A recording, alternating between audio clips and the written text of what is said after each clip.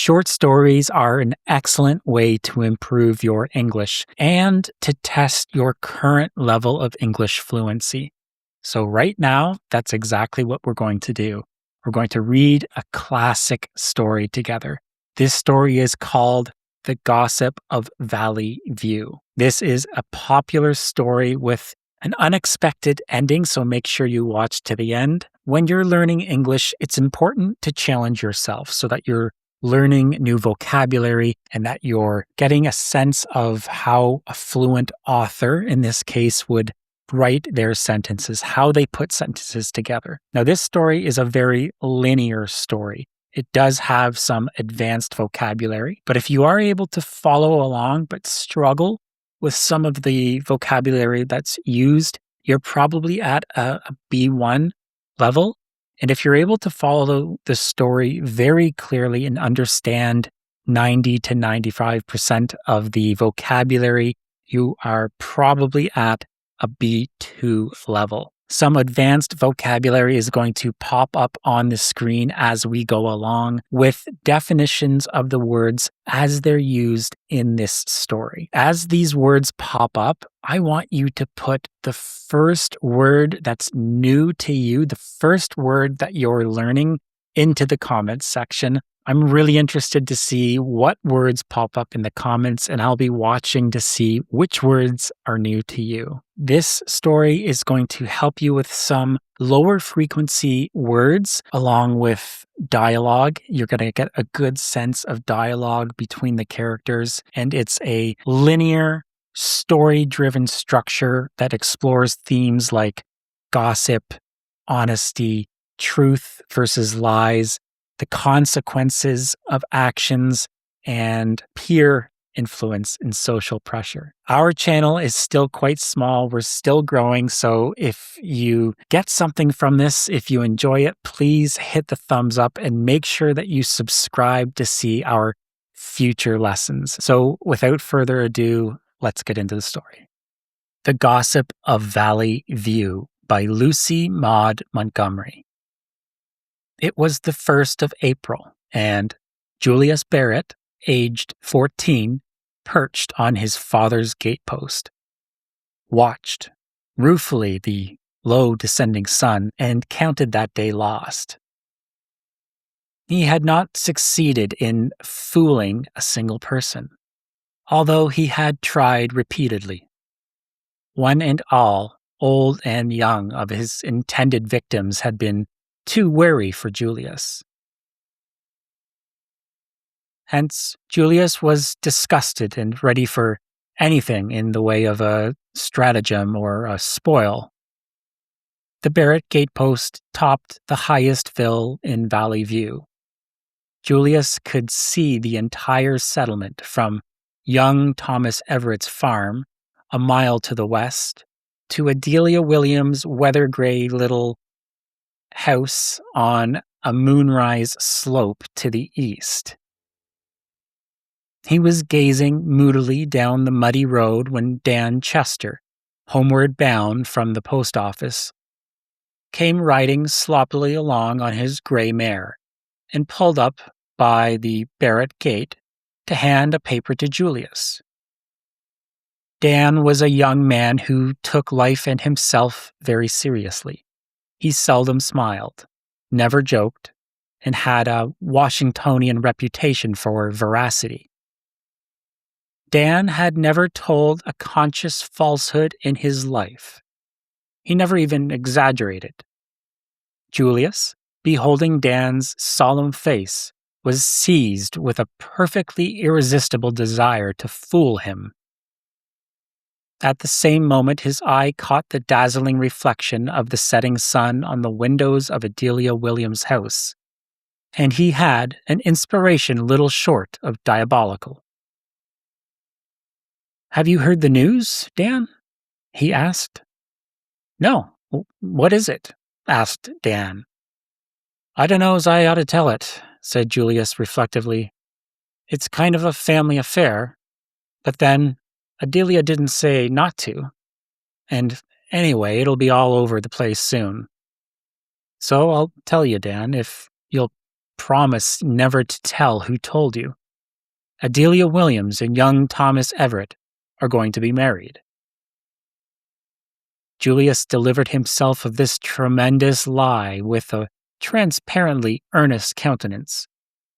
Yet Dan, credulous as he was, could not believe it all at once. "Get out," he said. "It's true, upon my word," protested Julius. "Adelia was up last night and told Ma all about it. Ma's her cousin, you know. The wedding is to be in June, and Adelia asked Ma to help her get her quilts and things ready." Julius reeled all this off so glibly that Dan finally believed the story, despite the fact that the people thus coupled together in prospective matrimony were the very last people in Valley View who could have been expected to marry each other. Young Thomas was a confirmed bachelor of 50, and Adelia Williams was 40. They were not supposed to be even well acquainted, as the Everetts and the Williamses had never been friendly, although no open feud existed between them. Nevertheless, in view of Julius's circumstantial statements, the amazing news must be true, and Dan was instantly agog to carry it further. Julius watched Dan and the gray mare out of sight, fairly writhing with ecstasy. Oh, but Dan had been easy. The story would be all over Valley View in 24 hours. Julius laughed until he came near to falling off the gatepost. At this point, Julius and Danny drop out of our story, and young Thomas enters. It was 2 days later when young Thomas heard that he was to be married to Adelia Williams in June. Eben Clark, the blacksmith, told him when he went to the forge to get his horse shod. Young Thomas laughed his big, jolly laugh. Valley View gossip had been marrying him off for the last 30 years, although never before to Adelia Williams. "It's news to me," he said tolerantly. Eben grinned broadly. You can't bluff it off like that, Tom," he said. "The news came too straight this time." "Well, I was glad to hear it, although I was mighty surprised." "I never thought of you and Adelia. But she's a fine little woman and will make you a capital wife." Young Thomas grunted and drove away.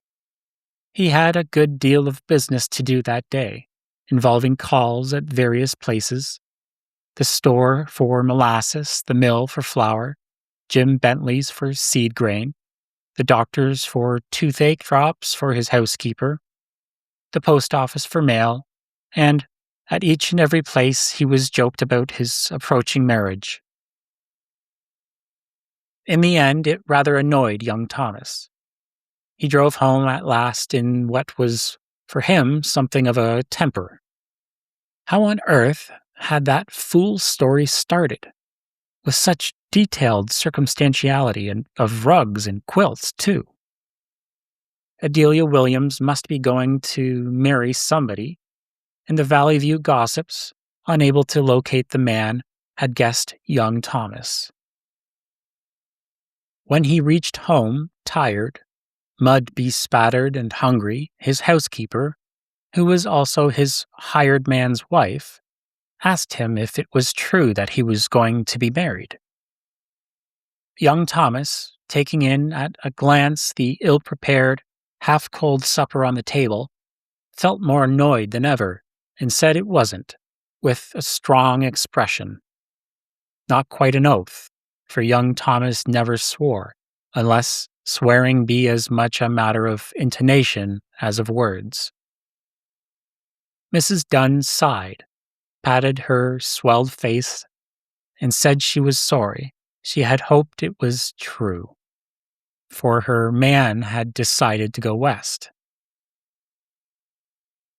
They were to go in a month's time, Young Thomas sat down to his supper with the prospect of having to look up another housekeeper and hired man before planning to destroy his appetite. Next day, 3 people who came to see young Thomas on business congratulated him on his approaching marriage. Young Thomas, who had recovered his usual good humor, merely laughed. There was no use in being too earnest in denial, he thought. He knew that his unusual fit of petulance with his housekeeper had only convinced her that the story was true. It would die away in time, as other similar stories had died, he thought. Valley View gossip was imaginative. Young Thomas looked rather serious, however, when the minister and his wife called that evening and referred to the report. Young Thomas gravely said that it was unfounded. The minister looked graver still and said he was sorry. He had hoped it was true.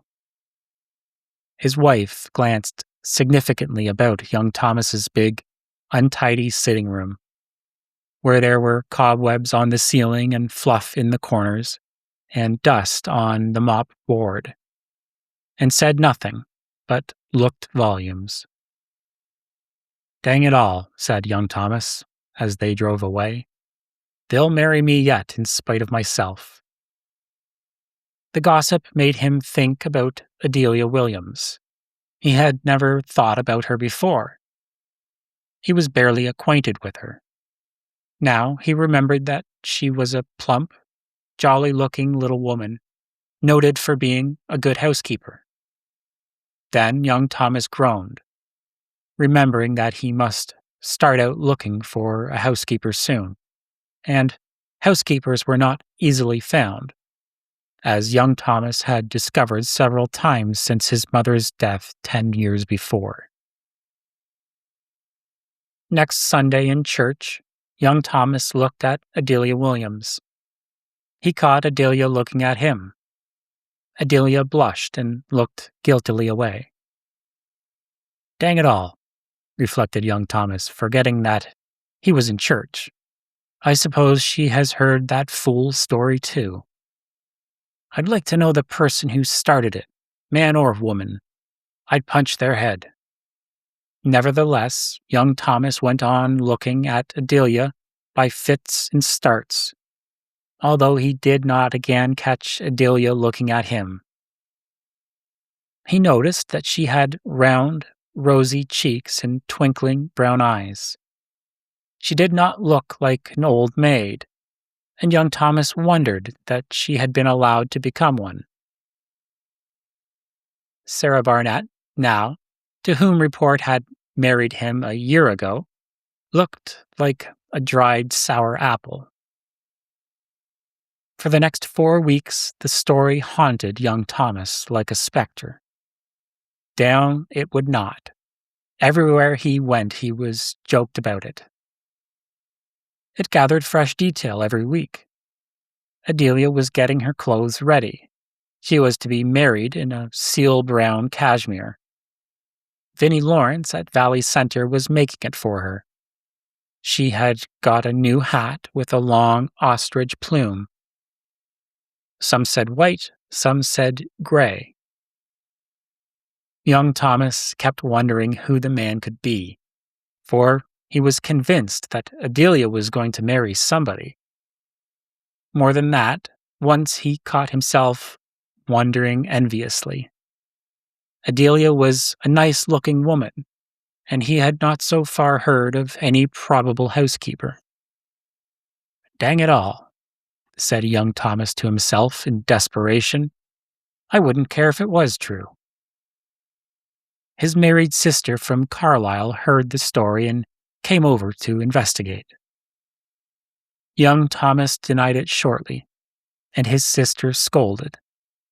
She had devoutly hoped it was true, she said, and it would have been a great weight off her mind. "This house is in a disgraceful condition, Thomas," she said severely. "It would break Mother's heart if she could rise out of her grave to see it." And Adelia Williams is a perfect housekeeper." "You didn't used to think so much of the Williams crowd," said young Thomas dryly. "Oh, some of them don't amount to much," admitted Maria, "but Adelia is all right." Catching sight of an odd look on young Thomas's face, she added hastily, "Thomas Everett, I believe it's true after all, now is it? For mercy's sake, don't be so sly. You might tell me, your own and only sister, if it is." "Oh, shut up," was young Thomas's unfeeling reply to his own and only sister.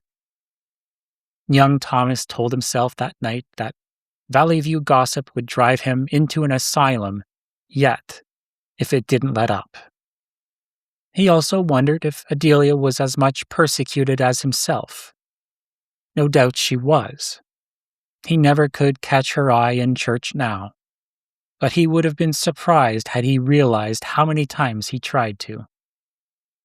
The climax came the third week in May, when young Thomas, who had been keeping house for himself for 3 weeks, received a letter and an express box from his cousin, Charles Everett, out in Manitoba. Charles and he had been chums in their boyhood. They corresponded occasionally still, although it was 20 years since Charles had gone west. The letter was to congratulate young Thomas on his approaching marriage. Charles had heard of it through some Valley View correspondence of his wife. He was much pleased. He had always liked Adelia, he said. Had been an old beau of hers, in fact. Thomas might give her a kiss for him if he liked. He forwarded a wedding present by express and hoped they would be very happy, etc. The present was an elaborate hat trick of polished buffalo horns, mounted on red plush, with an inset mirror. Young Thomas set it up on the kitchen table and scowled moodily at his reflection in the mirror. If wedding presents were beginning to come, it was high time something was done. The matter was past being a joke. This affair of the present would certainly get out.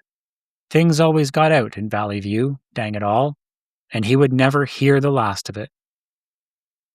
"I'll marry," said young Thomas decisively. "If Adelia Williams won't have me, I'll marry the first woman who will, if it's Sarah Barnett herself." Young Thomas shaved and put on his Sunday suit. As soon as it was safely dark, he hied him away to Adelia Williams. He felt very doubtful about his reception, but the remembrance of the twinkle in Adelia's brown eyes comforted him. She looked like a woman who had a sense of humor. She might not take him, but she would not feel offended or insulted because he asked her. "Dang it all, though, I hope she will take me," said young Thomas. "I'm in for getting married now, and no mistake. And I can't get Adelia out of my head. I've been thinking of her steady ever since that confounded gossip began." When he knocked at Adelia's door, he discovered that his face was wet with perspiration. Adelia opened the door and started when she saw him. Then she turned very red and stiffly asked him in. Young Thomas went in and sat down, wondering if all men felt so horribly uncomfortable when they went courting. Adelia stooped low over the woodbox to put a stick of wood in the stove, for the May evening was chilly. Her shoulders were shaking. The shaking grew worse. Suddenly, Adelia laughed hysterically and, sitting down on the woodbox, continued to laugh. Young Thomas eyed her with a friendly grin. "Oh, do excuse me," gasped poor Adelia, wiping tears from her eyes. "This is dreadful. I didn't mean to laugh. I don't know why I'm laughing, but I can't help it." She laughed, helplessly again. Young Thomas laughed too. His embarrassment vanished in the mellowness of that laughter. Presently, Adelia composed herself and removed from the woodbox to a chair, but there was still a suspicious twitching about the corners of her mouth. "I suppose," said young Thomas, determined to have it over with before the ice could form again, "I suppose, Adelia, you've heard the story that's been going about you and me of late?" Adelia nodded. "I've been persecuted to the verge of insanity with it," she said. "Every soul I've seen has tormented me about it, and people have written me about it. I've denied it till I was black in the face, but nobody believed me. I can't find out how it started. I hope you believe me, Mr. Everett, that it couldn't possibly have arisen from anything I said. I've felt dreadfully worried for fear you might think it did.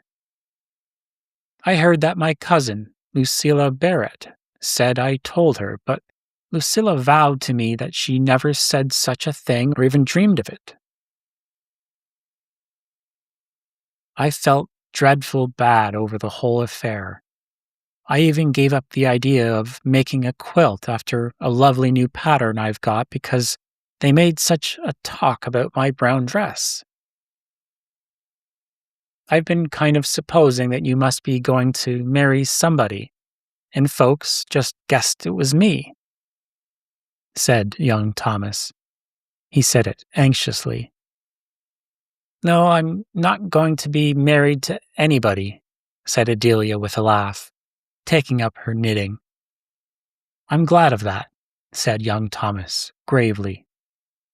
"I mean," he hastened to add, seeing the look of astonishment on Adelia's face, "that I'm glad there isn't any other man because I want you to myself, Adelia." Adelia laid down her knitting and blushed crimson. But she looked at young Thomas squarely and reproachfully. "You needn't think you are bound to say that because of the gossip, Mr. Everett," she said quietly. "Oh, I don't," said young Thomas earnestly. "But the truth is, the story set me to thinking about you. And from that I got to wishing it was true.